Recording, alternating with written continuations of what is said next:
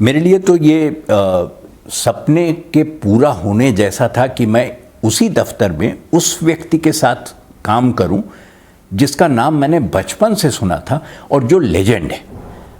उनका नाम था विलियम मार्क टली।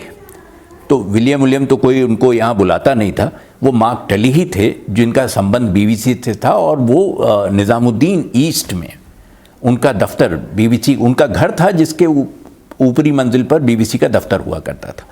तो उस वक्त तीन ही लोग बीबीसी में थे, मार्क, सतीश जेकब और मैं।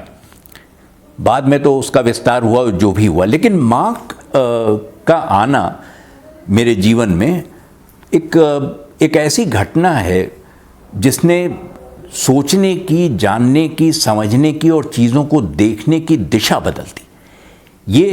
ये मैं जब भी याद करता हूँ और मार्क से मिलता हूँ, अब भी उसी गर्मजोशी से, उसी जिंदा दिली से वो बात करते हैं, उसी तरह से मुलाकात होती है। मार्क टली को लगता था कि किताब लिखना दुनिया का सबसे टेढ़ा काम है, मुश्किल काम है, वो नहीं कर सकते। और जब मेरी पहली किताब छपी तो मार्क ने कहा कि you are a shade better than मी।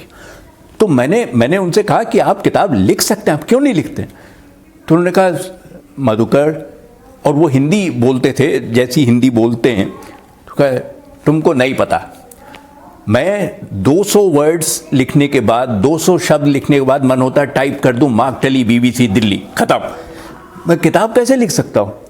मेरी तो सारी जिंदगी 200 शब्द है।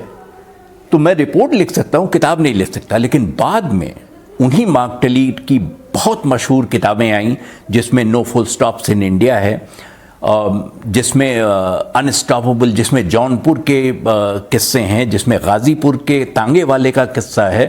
तो मार्क टली उतने मशहूर लेखक भी हुए जितने मशहूर वो पत्रकार थे।